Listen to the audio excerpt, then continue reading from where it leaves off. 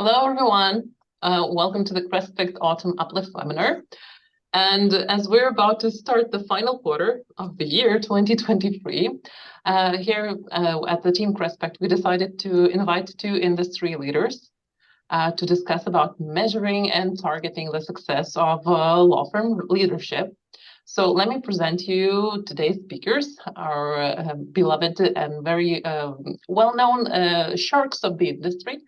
It's Stephen Revell, former Freshfields partner, consultant, co-author of several books. I will not start listing them down, and the creative mind behind making change happen consultancy. Hi, Stephen. Hello, everyone. And tonight we also have, it's not tonight yet, in this afternoon rather, for Stephen it's tonight. We also have Aku Sorainen, founder and senior partner of law firm Sorainen, and founder of the legal desk of Crespect. Hi, Aku. Hello, Karolina. Thanks for today we will spend 45 minutes together. I will be asking some questions, and I would love to invite our audience to contribute. So please feel free to use the comment section to ask your questions. We will try answering them maybe in the end of the webinar, or I'll do my best squeezing them into our conversation. So here we go. Let's just start. Aku, let's start from you. I recall you have this tradition at law firm Sorainen. You have this mid-year review as annual reviews with partners. And to my knowledge today, there are 44 partners, right? Can you tell us a little bit, how does it look? It seems like minimum 2 weeks of 2 weeks completely crossed out of your diary, isn't it? Like how does that look? Yeah, exactly. It takes actually more than 2 weeks now in the autumn. So we have our standard partner appraisal process in the spring. And then in the autumn, I try to follow up with all partners, having a mid-year discussion. And because they are 44 and it's a 1-hour discussion, I have found out that I'm really exhausted if I just stay in one meeting room with all of them one after another. So I just came back from Vilnius and had a great time with my partners. We were walking around the backyards of Vilnius, and we were discussing how they are doing and what are the topics in everyone's working life and personal life. We have some illustrations from that. We might show some pictures. How did that look? Outskirts of Vilnius? Yeah, please show some pictures. So as mentioned, I wanted to take my partners to the backyards. I have seen the streets already, and during the 4.5 days, I walked 65 kilometers with them in total there, and saw some really interesting places which certainly will be developed during the next 10 years, and we will see much beautiful sceneries in next 10 years when all these backyards are being cleaned. So it's not like sitting down and analyzing Excel spreadsheets with KPI reports? Yeah. Stephen, may you elaborate a little bit? Have you ever participated in a partner review like that?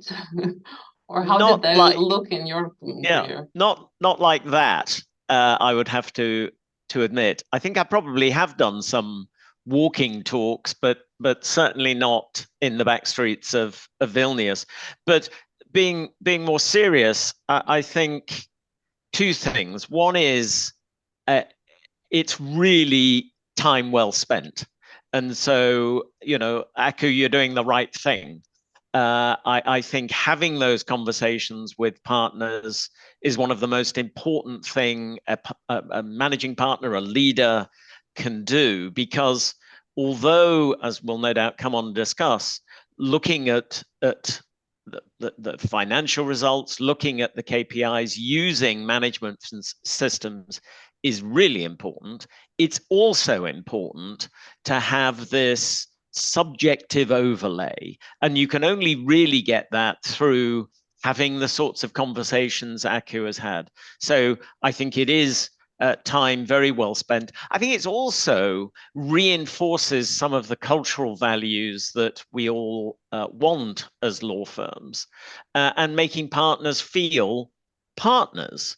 And I think that's an important aspect for many firms that sometimes we forget. These are our partners. They're not our employees. And I think having that time spent and having those good conversations, I think is also valuable for cultural reasons, in addition to making those individual partners feel good about being part of the firm. I very much like you referring to this culture, and I very much agree with you that the culture is the fundamental foundation on any law firm. Although we pretty often, even I would say younger partners, they don't take this word culture very seriously because it's so intangible. And what does it really mean? And then we come into this culture that basically we are talking about alignment, having expectations met towards each other. And then the next step is that how do we know we are aligned? Which is, I agree, talking to partners is also always a very good alignment check. It's a very good check on whether we still share the same culture and same topics. Do we feel similar topics are important to us? And so I find these discussions are very good alignment tests also. I like your point about culture. As Karolina hinted at in her introduction, I spent about 40 years at one firm, the fine firm of Freshfields. And it was probably only in my last 10 years did I hear the word culture. It wasn't a word that we used to define or describe what it was being within the firm. We talked about proper behavior between partners. We talked about contribution between partners, and we talk about the feel of the firm and how other firms felt different. And we did things differently to the way, everybody naturally looks to the rest of the magic circle. We felt we were different to the rest of the magic circle. We can understand why everybody lumped them all together. We were very different, we thought. And probably still do, but we didn't use the word culture. So I think that's a really interesting observation, Aku. I think maybe we now overuse the word culture, but I think what we really mean is this sense of firm, this sense of partnership, and the sense of values we ascribe to as partners in a law firm. And I think all the things we're talking about support that, whether we call it culture or something else. Talking about partnership, as today's the topic, we're talking about targeting and measuring success of law firm leadership. Like, what does it mean to be a partner? Is it like a list of KPIs that a partner should meet? Is it some like numerical targets, or is it some like specific role definition that a partner in the law firm should meet? Well, I certainly think KPIs have a role to play, but I think it's much more fundamental than that. And I do find it quite interesting that many firms don't actually take care to write down what the role of a partner is. And in writing down what the role of a partner is, being clear about the expectations, in a sense, of each other. What do we expect of each other as partners? Because we all agree what the role of a partner is. And I think that is largely descriptive. It's about behavior. But I think it also needs to talk about financial expectations, which are then measured. And I think it can talk about other forms of KPIs. And some of those KPIs may be numeric, that come out of systems, but some of those KPIs will also be quite subjective. And therefore, I think, as well as writing down what the role and expectations of a partner is, and I think that's a very valuable thing for all firms to do, I think there has to be real thought given to how we're going to measure and evaluate partners. I think the firms that try and do it just by numbers are missing a trick, because the danger of doing it just by numbers is partners are driven by those numbers. And typically, lawyers and indeed partners are quite clever people. They can, to use the American term, game the system. And if it's purely numbers, then it's more gameable.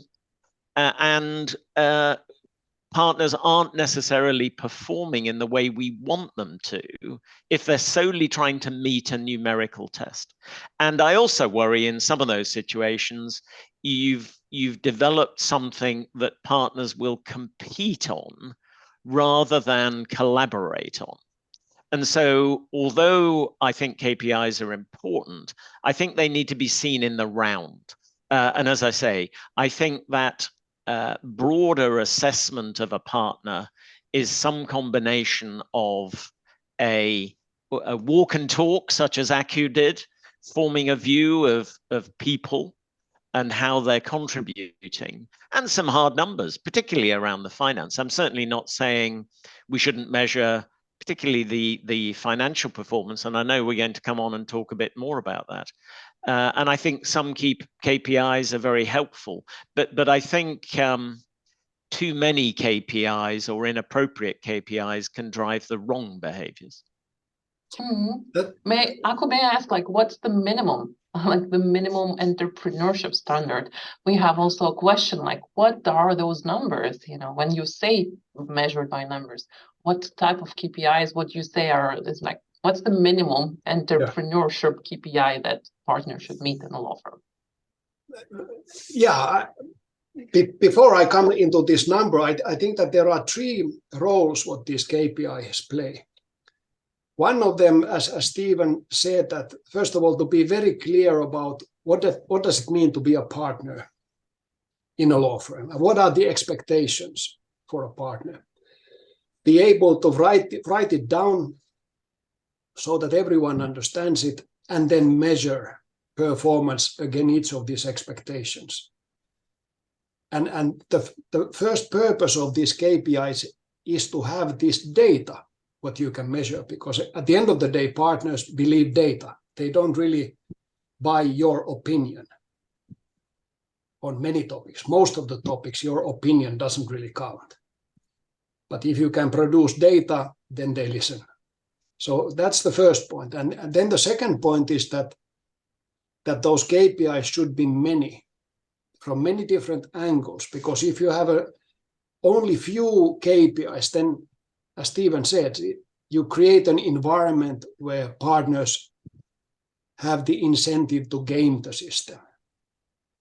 And you don't want to provide opportunities to game the system. So if you have a lot of KPIs from different angles, then you just cannot game all of them. And if you start to game some of them, it will be noticed. And then finally is that we all partners, we are very different. We have different strengths and weaknesses. So looking at the partner performance from many different angles with many different KPIs, you start to understand that what are the partner's strengths and weaknesses, and you can address those. That at least the weaknesses, they should be developed to a kind of a minimum acceptable level, and the strengths should be developed much further. Let's build on the strengths of each of our partners. But come to a number of different KPIs. I mean, I can tell many of them, but I don't think there is any specific number. I think that under 10 is too few, because you can still somehow game and manage 10. If I rather would look at 40 or even 50 different angles, and then be sure that those are enough not to manipulate any of them. Basically, any process in a law firm, if you have agreed on a certain process, it could be measured. Typically, for example, let's say outbound referrals to law firms. I mean, most of us operate in an international environment. and we build relationships with the international law firms. We build relationship with private equity houses, bankers, and much of the business is about sending and receiving referrals. And all of us tend to understand that these referrals are very business critical. They are, so to say, hard currency for us. So we should mark them to the system. And surprisingly few actually mark them systematically up to the system to enter the data. But if you make it as one of a KPI, how many referrals have you sent and to whom? And do they have a system to measure that? That's like, I want to interrupt. Yes. Can they measure it at first? Yes. So it's one element of a process which is useful to measure. I was going to try and answer your question, not by giving you a clear answer of number of KPIs, and I agree with the points that Aku has just made. But for me, there are 5 areas where we should be using KPIs. I think finance, everyone agrees with, but there are many KPIs within that broad heading. It isn't just about revenue generation. I think often we focus far too much on revenue and ignore profit.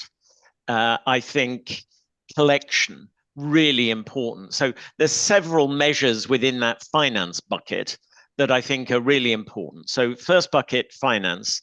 Second bucket, and this is maybe my view and others would disagree, time spent on different activities. We're very good often at measuring time spent on client work, but we're less good at measuring it on all the other things that partners need to do, looking after our people, looking after our clients, developing our know-how. I think good measurement of time spent, again, is a really good indication of the contribution a partner is making.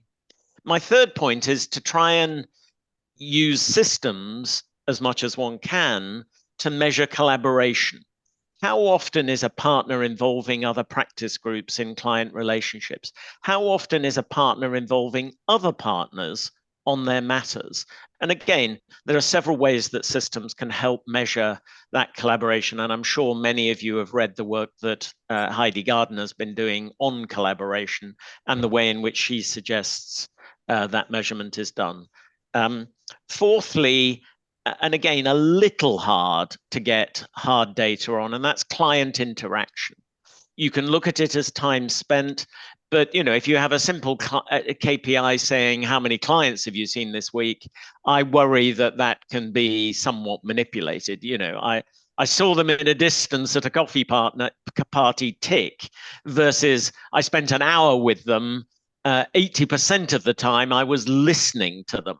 And so it was one of the best meetings I've ever had.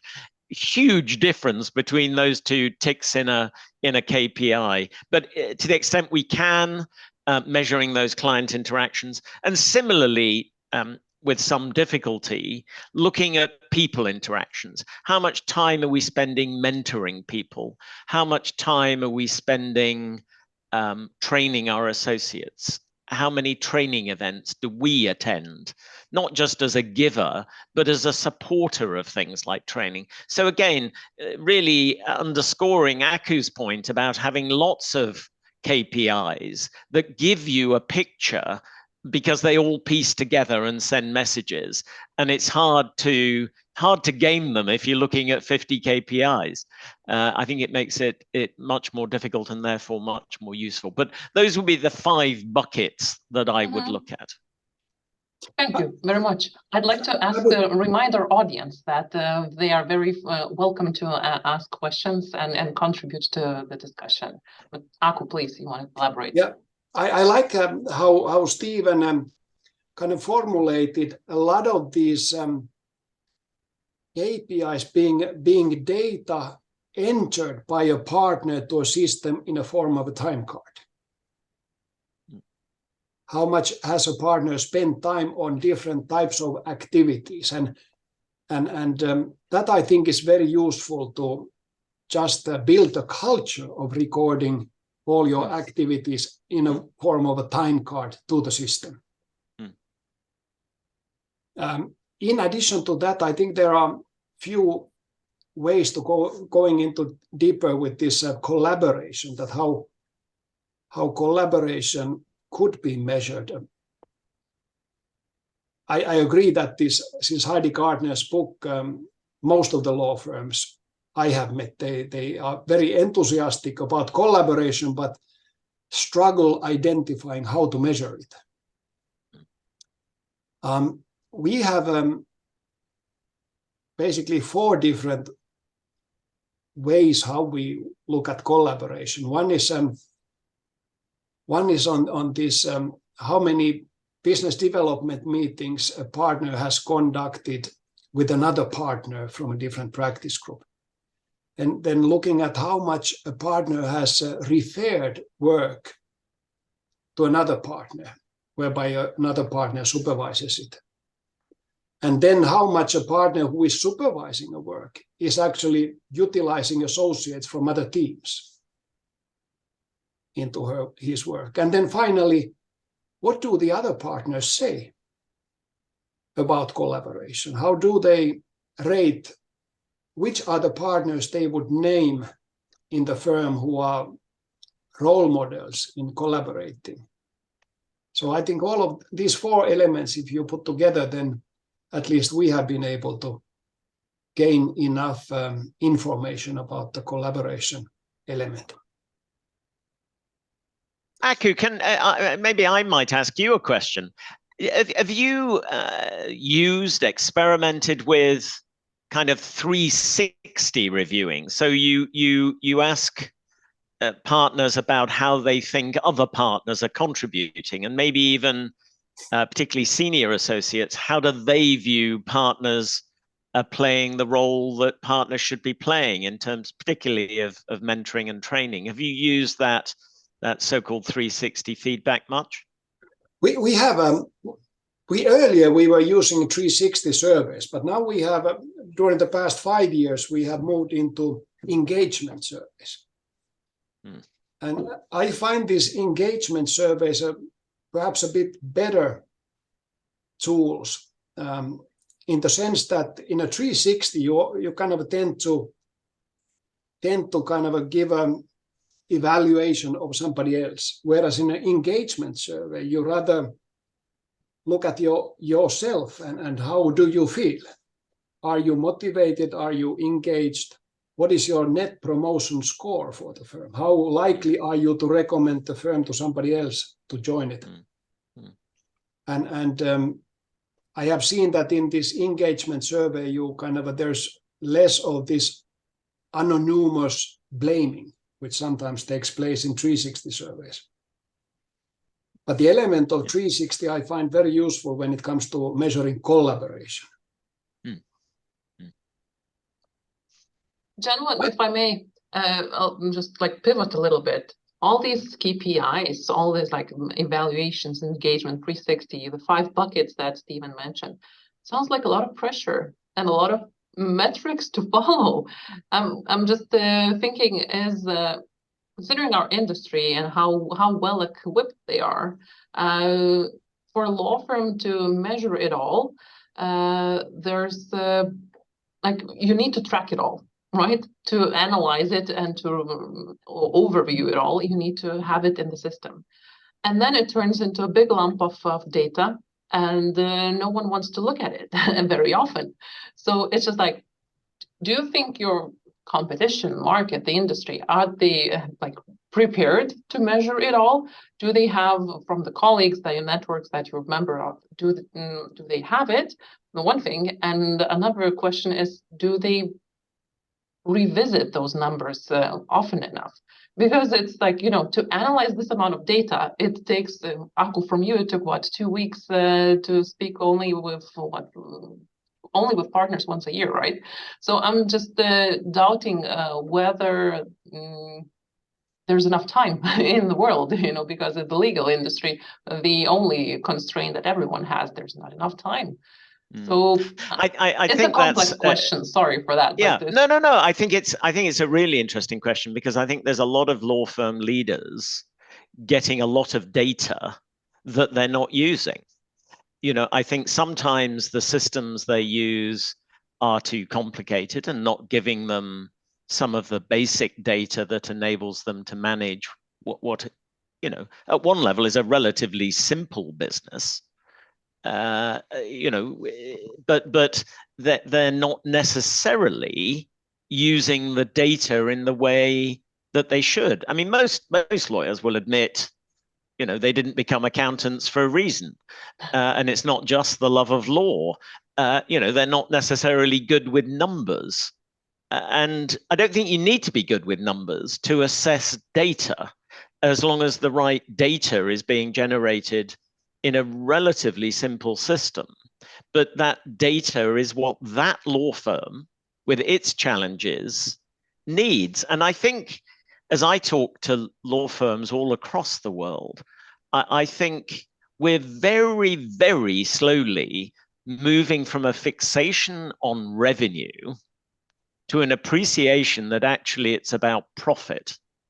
And I think some of that resistance to think in terms of profit is around the traditions within the profession. We're an honorable profession. We're not in it for the profit. And therefore, people have, for some reason, felt, well, it's better if we talk about revenue rather than profit.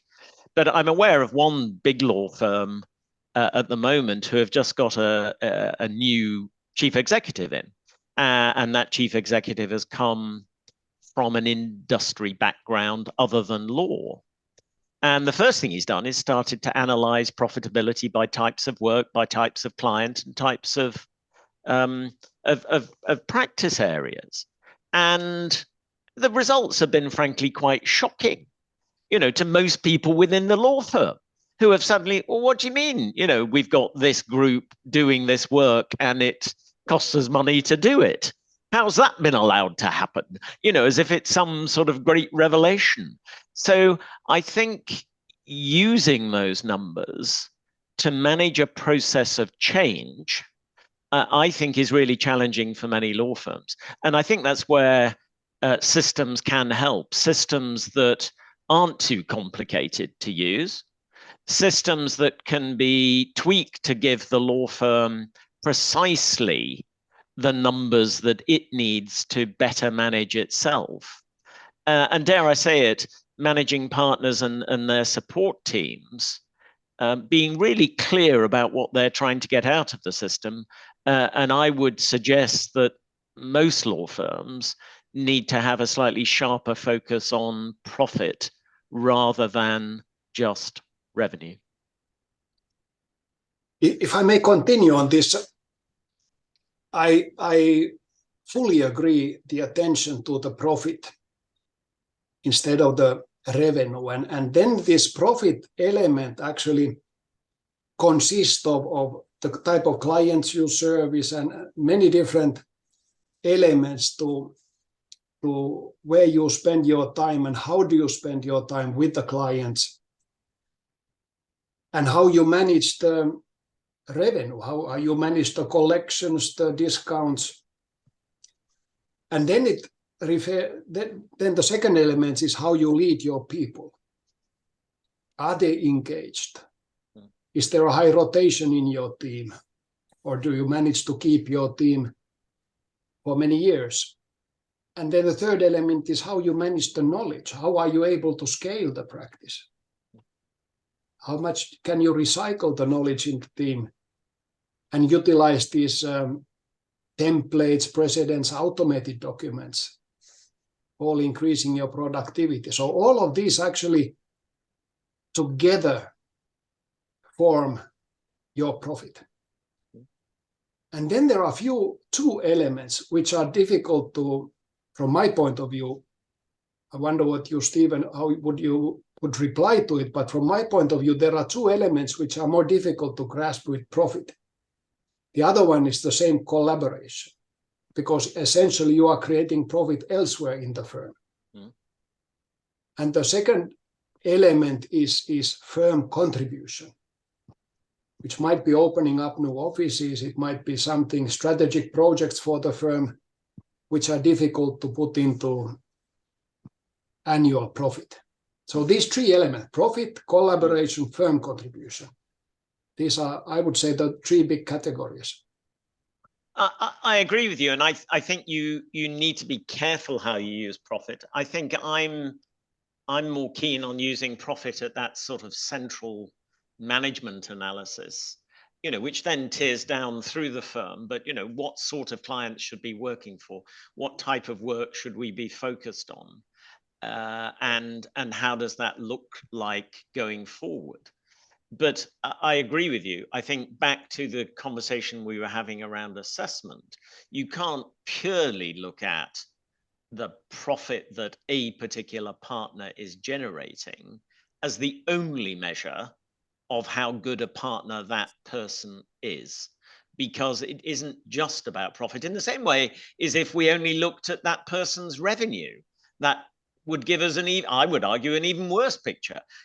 Huge revenue generation, they're making no money for the firm, though, when we look at profit.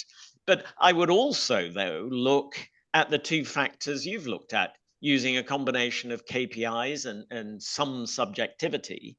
Are they collaborating with others? So to your point, if a particular partner is helping generate partner in another bucket, that's still a great contribution to the bottom line. And tracking that and dealing with it is not easy, but it is trackable, I think. But that more general sense of collaboration is quite hard just to purely track with numbers. And similarly, this firm-wide contribution. Partnerships rely on partners doing a wide range of tasks in addition to client work and generating either revenue or profit. And as businesses, we're reliant on that contribution. And we need to balance that some partners are going to contribute in different ways. But we need to have this broad sense that all our partners are contributing broadly equally, albeit in different ways. And again, I think we can use KPIs to help us make that assessment. But in my view, there is a bit of a subjective overlay, which is why I believe things like the conversations you have are really important.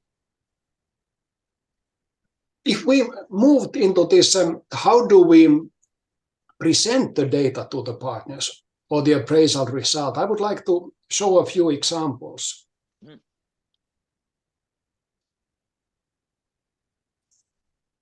So this is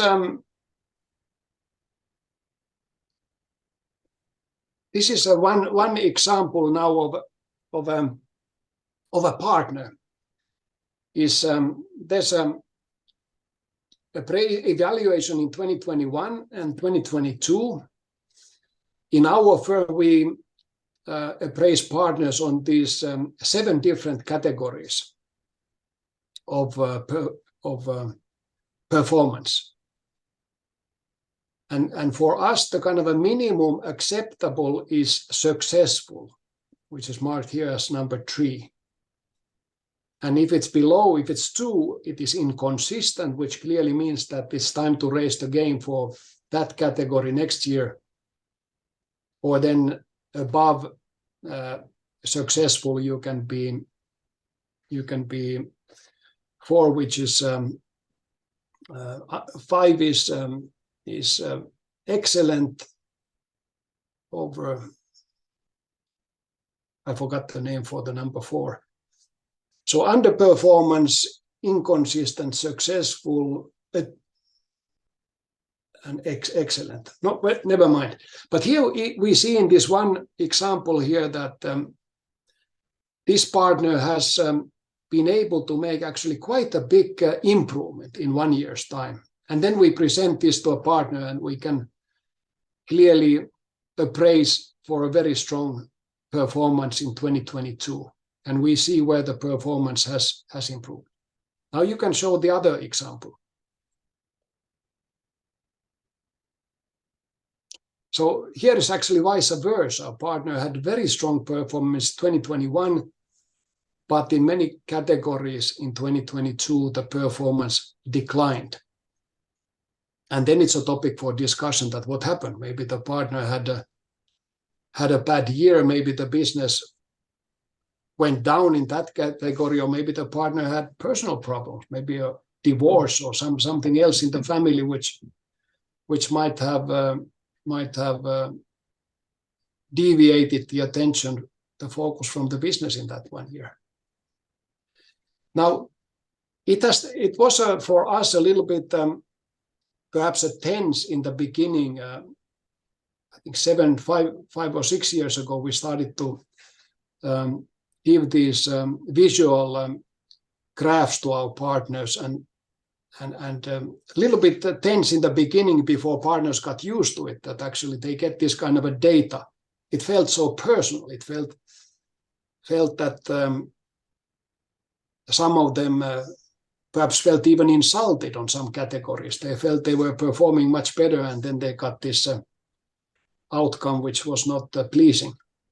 But on the same time, having talked with many managing and senior partners around the world, I find pretty often how other very successful law firms do it without giving the data to partners. Even in very good London law firms, the senior partner may have a discussion with the partner just for 10 minutes with those partners who are doing in general fine, and the kind of a just tap on the shoulder, you are doing okay, without telling anything more. And then the senior partner focuses on the ones who are really underperforming, or those who are really excellent, and spends more time with them. Or in some other North American law firm I talked just a couple of weeks ago, that they basically look at all the same data what we look at Sorainen, but they only publish the partner with the new number of equity points. They don't give any feedback on the performance. So they let the partner just to guess whether the partner is doing well or not so good, based on the amount of the points. If the points go up, then the partner can conclude it's all right. If the points go down, the partner should be worried. But they don't tell what is the source of the worry. Now, what's your experience, Stephen, on this giving a feedback to the partners? How should we give it, and in what form?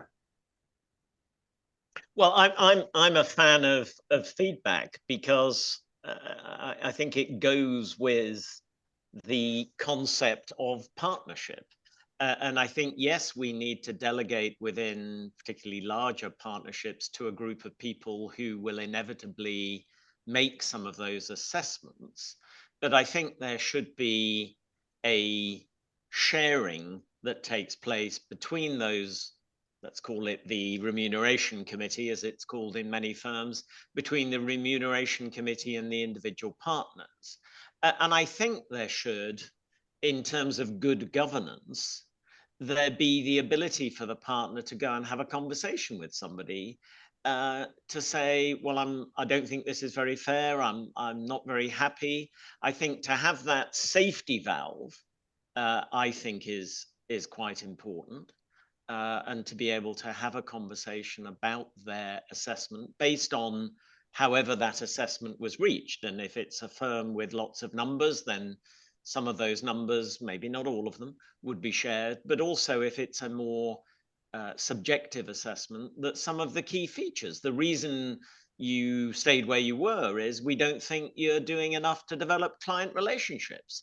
If you develop more client relationships next year, your earnings will go up. I think unless we have that communication, we're actually not using, for those firms where this is relevant, remuneration as a tool to encourage people to do better. If you don't know what you need to do, then how do you do it? So, it's to me, it's pretty fundamental that you share with a partner what they could do better on. And frankly, even the best performing partner can, because frankly, if they are knocking the ball out of the park in the financial sense, they're typically not doing what they should be doing with clients. And they're typically actually abusing their people, not looking after them. And that may be by force of circumstance in a particular year. But I think having that marker put down, you've had a great year financially, but you need, to have some perspective, maybe, take some time out, but make sure all the people that work with you are comfortable working at that same level as you, rotate them, see some other people, and spend a bit more time with clients. That feedback is valuable even to the best performing partners. So I think having that holistic conversation, we're back to conversations again, but giving that feedback results in partners feeling more comfortable, but also having a clearer view what they need to be doing better. How can we expect them to do that without being told? How do you? Earlier we discussed this profit becoming the kind of a profit instead of revenue. How do you, Stephen, look at the partner's personal billable hour? How relevant it is?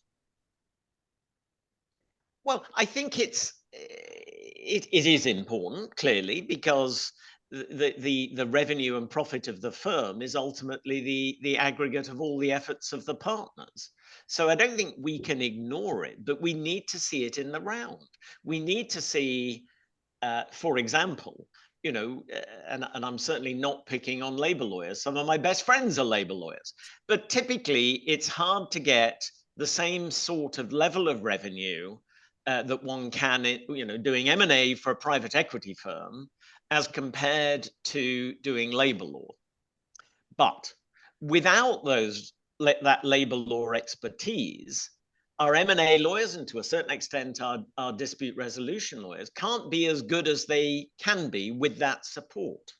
And therefore, accepting that we have areas that may not be as profitable as other areas is also important. Now, that doesn't mean to say we don't have some profit targets for our labor lawyers. They're just maybe at a different level. I think the other thing that law firms sometimes confuse themselves about is, all partners are equal. That means they all need the same charge out rate. They all need the same KPI targets, including revenue and profit. And frankly, that's not true. Different partners for different reasons should have different targets. And it comes back to having a balanced perspective on contribution, and therefore not assuming that all partners are equal. All partners need to be equal in the contribution they make, but not necessarily our expectations of them and how we measure it. Gentlemen, I think we could speak for hours here, yet our time is running out a little bit. And talking about private equity, we have one question. We talked about this subjectivity, like unbiased data, right? We have a question from Vincentas who asks, like, Aku, maybe you could elaborate. How do you measure those scores in the graphs that you covered? And maybe you could even tell us a little bit, is there a system, what system it is used, and how do you guarantee that it is unbiased? That's the point, like how to assure that the data is unbiased and it's objective, but you balance it out enough with subjective approach as well. Like, where's the golden middle? So first of all, where do you get the data? I mean, you need to have a system which is easy to enter data and all the relevant data. And here I make a short advertisement for Crespect, because we have a system which is the pilot version for Crespect, which is the tool to collect all this data. But how to ensure the data is unbiased? Well, most of the data is activity based. So if you do this, you just mark it into the system. So basically, there's very little room for being biased. Either the data is correct or the data is incorrect. That's the question.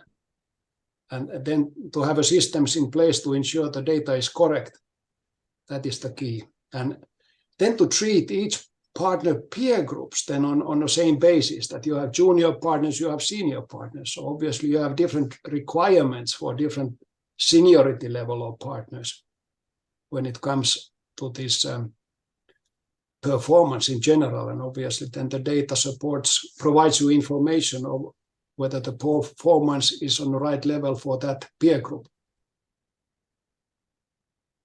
Thank you.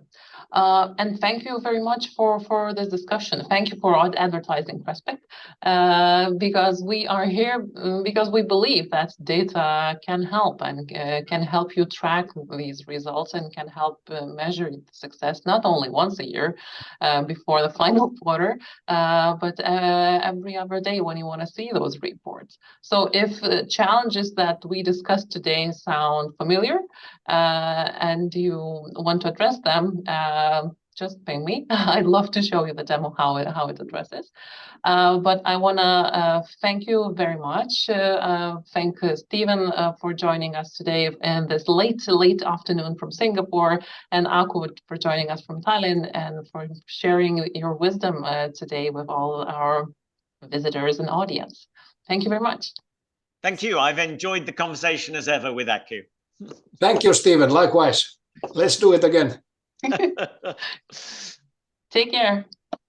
Bye.